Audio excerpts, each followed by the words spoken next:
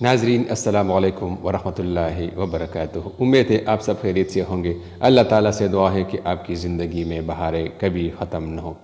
ناظرین، بزرگانی دین کی باتیں سنا کرو، کیونکہ ان کی باتیں زندگی بدل دیتی ہے۔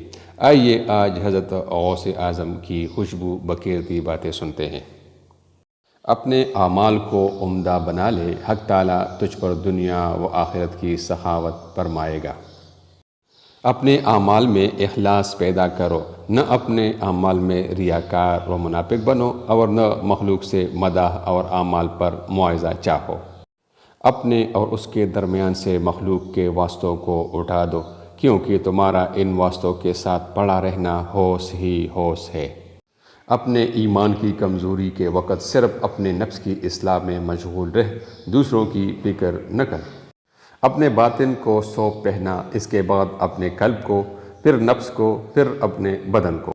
جب تیرا ایمان قوی ہو جائے تو اپنے اہل و عیال کی طرف اصلاح حال کے لیے توجہ کر، اور اس کے بعد عام مخلوق کی طرف۔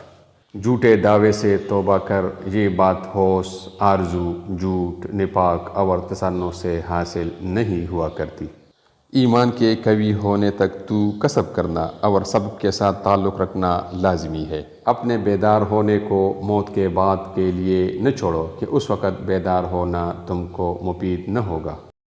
اپنے دل سے اللہ عز و جل کی طرف رجوع کر، اللہ سے توبہ کرنے والا اس کی طرف رجوع کرنے والا ہے۔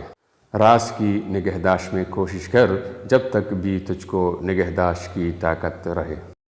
اللہ عز و جل کے سامنے تواضع اختیار کر اور اس کے سامنے جھک جا۔